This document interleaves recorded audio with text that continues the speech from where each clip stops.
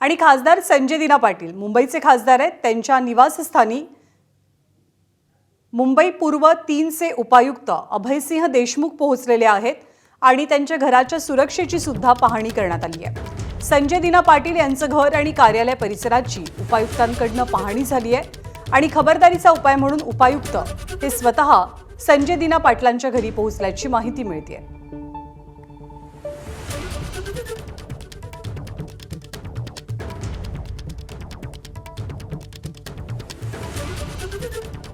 ठाकरेंच्या शिवसेनेचे शिवसैनिक आक्रमक होऊ नयेत किंवा जे खासदार आता शिंदेंसोबत जाणार हे जवळपास निश्चित झालंय।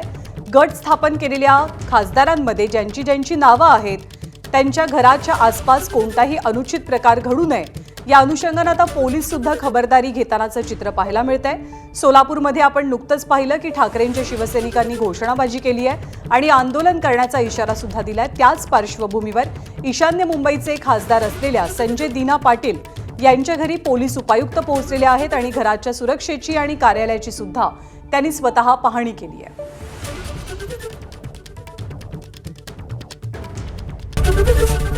एबीपी माझा, उघडा डोळे बघा नीट।